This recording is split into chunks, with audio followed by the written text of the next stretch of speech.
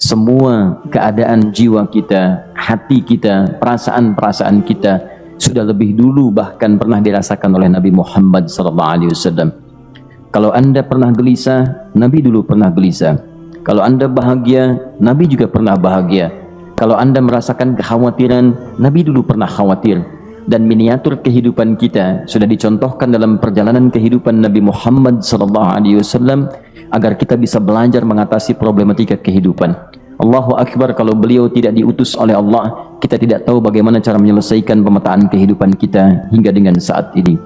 Bahkan satu ketika pernah beliau kemudian dalam masa yang telah panjang berdakwah, qadarullah kemudian ada wahyu yang jeda datangnya tidak seperti biasanya.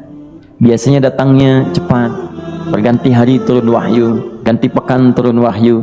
Ini beberapa masa wahyu belum turun. Ada hikmah di balik itu. Teman-teman sekalian, tiba-tiba beliau naik ke atas bukit, wahyu belum turun juga. Pulang ke rumah, belum turun juga. Sampai keadaan itu terlihat oleh kalangan kafir Quraisy dan mereka berkata, lihatlah Muhammad sudah gila, dituduh gila. Jadi kalau Anda cuma dituduh dengan hal-hal yang ringan, dituduh soleh, kan?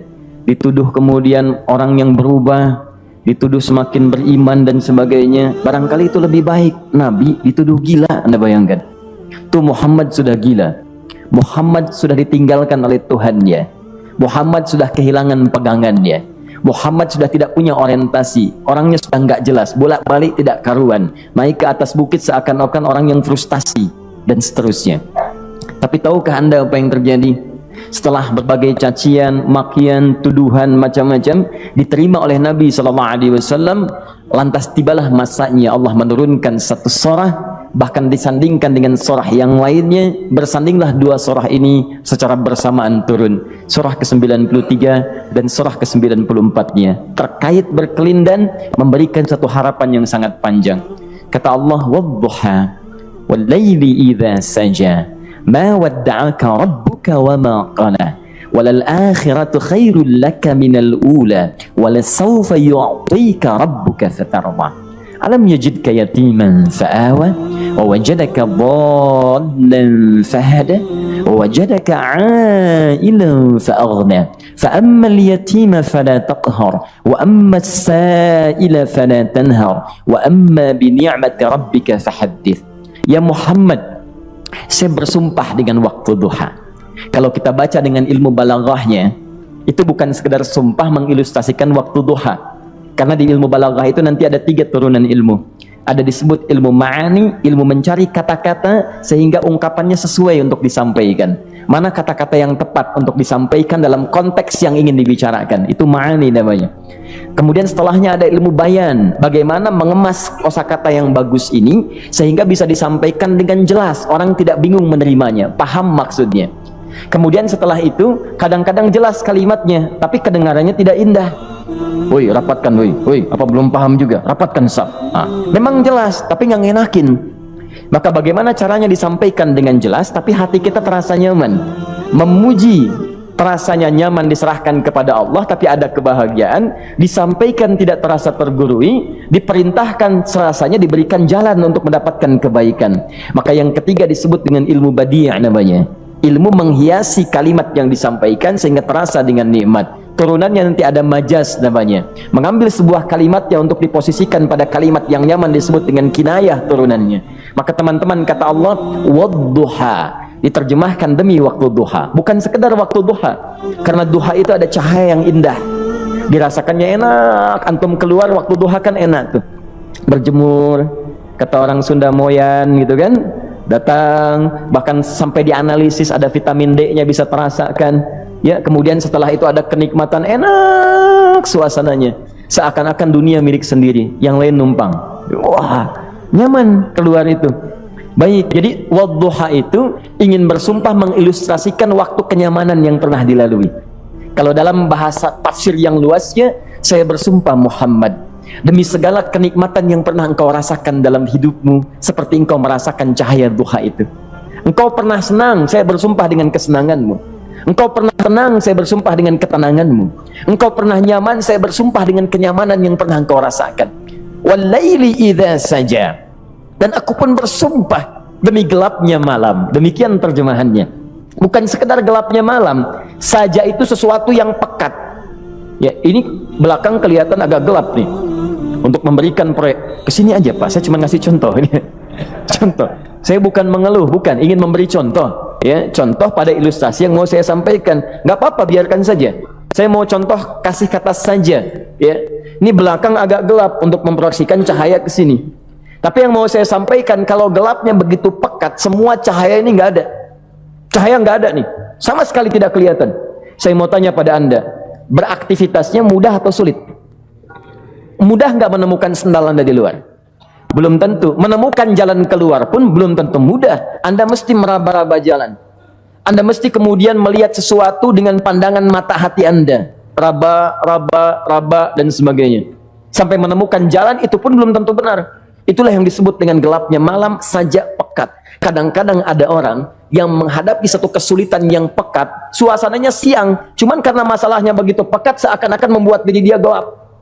Jalan susah, limbung gitu. Kenapa gelap ya? Padahal terang. Karena masalah menggelimuti dirinya, seakan-akan dia diselimuti masalah yang gelap. Bimbang dia, makan nggak enak, minum nggak nyaman, dan seterusnya. Ya, biasanya makan ayam tenang, ini dikasih yang lebih enak juga rasanya pahit, nggak enak zamannya. Maka kalau kita ilustrasikan dalam suasana tadi Muhammad, saya bersumpah, engkau pernah hidup nyaman, ataupun engkau mengalami masalah yang sangat pekat dalam kehidupan. Engkau alami sesuatu yang dahsyat, sampai engkau bingung, bimbang, pekat, mereka menuduhmu dengan macam-macam. Ma wadda'aka rabbuka wa ma qala. Saya pastikan kepadamu, dalam keadaan nyamanmu seperti dulu, ataupun engkau bimbang seperti sekarang, Tuhanmu tidak akan pernah meninggalkanmu ataupun menuduhmu gila. Orang-orang yang dekat dengan Allah Subhanahu wa ta'ala, maka Allah akan menjaganya, baik dalam keadaan yang tenang dan nyaman, ataupun dalam kesulitan yang luar biasa. Walal akhiratu khairul laka minal ula. Nanti saya akan tunjukkan kepadamu, jika kamu telah tabah dan sabar menerima cacian mereka, menerima tuduhan mereka, nggak apa-apa, ini kan muqaddimah. Masa kamu masih panjang? Kamu masih panjang dalam berdakwah, kehidupan kamu masih panjang membawa tugas dan misi. Kalau kamu belum bersabar pada yang sekarang, bagaimana dengan yang di masa depan? Tapi saya pastikan kepadamu, jangankan yang seperti ini, masalah pekat yang paling hebat pun kamu akan hadapi, yang membuat kamu sedemikian sulit lebih daripada ini, yakinkan pada jiwamu, aku tidak akan pernah meninggalkanmu. Ini prinsip dalam kehidupan kita. Jika Anda menggantungkan hidup kepada Allah, Anda bersandar dengan baik kepada Allah, maka ayat ini akan mengatakan, teman-teman sekalian, Allah tidak akan pernah meninggalkan Anda dalam setiap kehidupan Anda. Nanti, sekarang perjuangan, kata Allah, walal akhiratu khairul laka minal ula. Nanti saat kamu tiba di akhirat, saya akan tunjukkan kepadamu ada yang lebih hebat yang tidak pernah engkau rasakan sebelumnya saat di bumi. Tidak akan ada lagi kesulitan yang kamu hadapi, tidak akan ada lagi cacian yang kamu kemudian hadapi, tidak ada lagi kemudian tuduhan yang kemudian kamu rasakan. Aku akan berikan apapun yang kamu inginkan sampai kamu puas. Wala sawfa yu'tika rabbuka fatarda. Nanti kamu pengen apapun, aku berikan. Kalau saufa masih ada jeda, ya. Kalau bahasanya wa yu'tika mungkin seketika. Tapi ketika mengatakan saufa, artinya bukan saat ini Muhammad. Sekarang pun aku berikan, tapi nanti yang di akhirat aku berikan sampai kamu merasa puas. Ayo minta apa saja. Hadir, hadir, hadir, hadir. Tapi yang paling indah, kalau kamu tidak percaya, alam yajidka yatiman fa'awa. Cobalah ingat, kalau sekarang sedang susah, coba ingat dulu. Bukankah saat kamu yatim, aku yang merawat sampai kamu tidak merasakan kegelisahan itu? Lahir bapak tidak ada, aku cukupkan dengan kakek. Kakek meninggal, aku hadirkan ibu dan paman hadir di sekitaranmu. Ibu meninggal, ada kakek. Kakek meninggal, ada paman. Dan Khadijah hadir di sekitaranmu. Bukankah aku rawat pada saat itu? Wajadaka dhallan fahada. Kamu sedang bingung, sedang susah, bukankah sering aku berikan petunjuk kepadamu? Wajadaka ailan fa'aghna. Kamu merasakan kesulitan, lahir dalam keadaan yatim, tidak ada pendukung, maka aku jadikan kaya. Bukankah saat kamu menikah dengan Khadijah, aku tambahkan lagi pendukung untuk misi dakwahmu? Ini pesan dalam Al-Quran. Kalau Anda sedang merasa susah, kalau ingin menenangkan diri, ingat-ingat yang baik-baik yang dulu. Kalau Anda sedang jatuh dalam bisnis, ingat-ingat saat Anda meningkat dalam bisnis Anda. Allah tidak pernah tinggalkan Anda. Mungkin ini ujian untuk membuat Anda lebih hebat lagi di masa depan. Kalau Anda tidak tahan bantingan yang sekarang, bagaimana Anda bisa mengatasi pelintiran yang akan datang? Karena dalam kehidupan bukan cuma dibanting. Anda mungkin mengalami penyingkiran, penyungkuran, lipatan, guntingan, bantingan, macam-macam. Jikalau satu gaya belum bisa Anda atasi, bagaimana Anda bisa berharap mendapatkan turunan yang lainnya? Selalu ingat bahwa jika hidup Anda ingin tampil gaya, Anda harus merasakan tekanan dalam kehidupan. Karena F selalu berbanding lurus dengan P, hukum Pascalnya. Gaya berbanding lurus dengan tekanan. Orang yang ingin tampil gaya dalam kehidupan, maka dia mesti siap menghadapi tantangan-tantangan hidup yang diatasi. Turun ayat sampai ujungnya.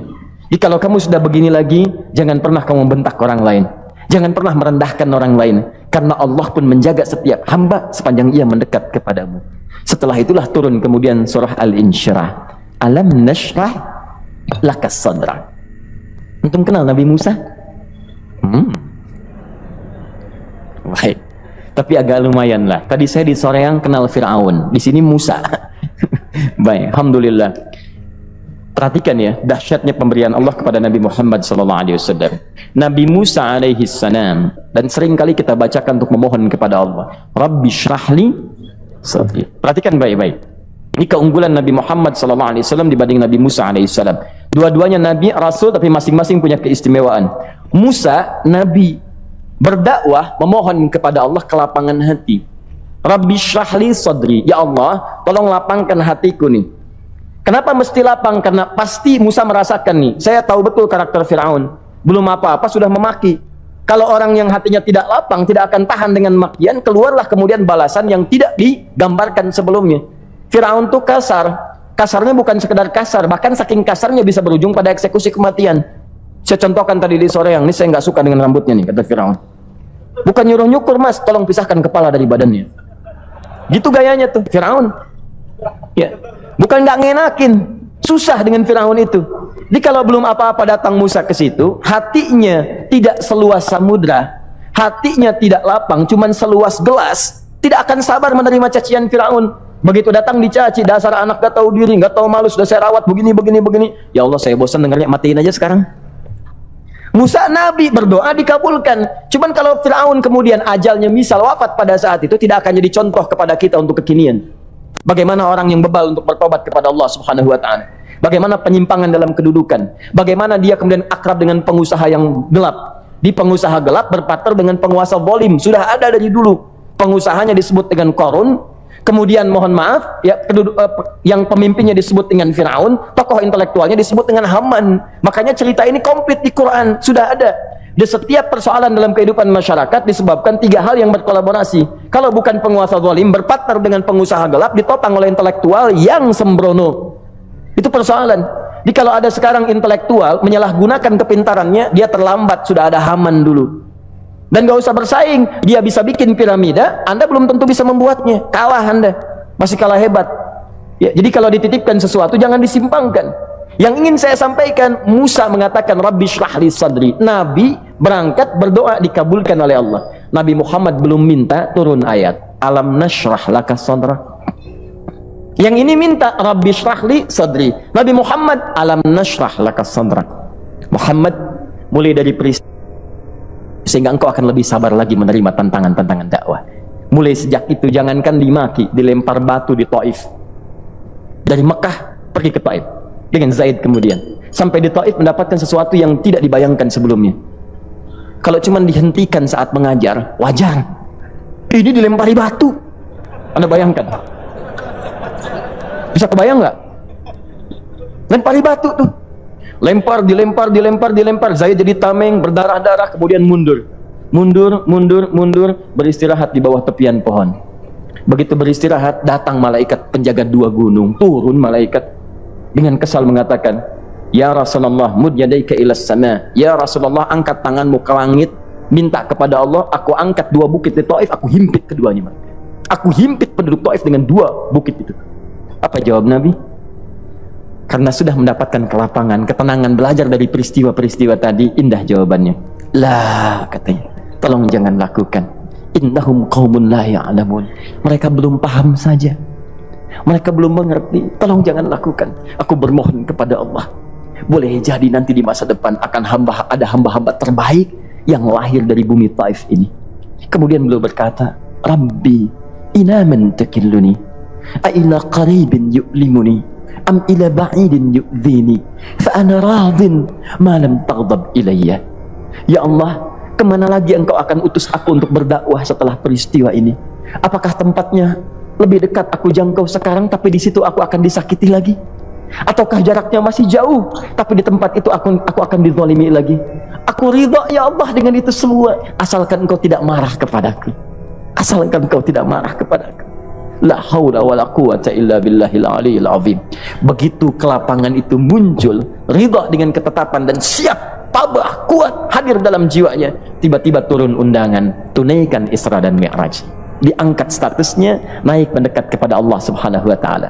Dihilangkan bebannya, wa wada'na anka wizrak alladhi anqadha dhahrak. Itu hikmah, teman-teman.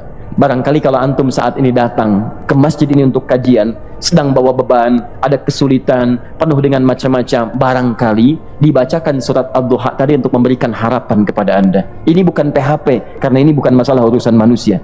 Ini adalah janji yang tidak akan pernah diingkari. Innallaha la yukhliful mi'ad. Kata Allah, anda punya masalah, ingat suasana tenang pada masa lalu. Bukankah saya memberikan ketenangan kepadamu? Mendekat kepada saya, anda bersabar, yakinkan bahwa ujian yang saya berikan saat ini sesungguhnya untuk membuat kamu lebih hebat di masa depan. Karena orang hebat tidak akan pernah sepi dari ujian untuk membuat dia lebih kuat menghadapi tantangan dalam kehidupan.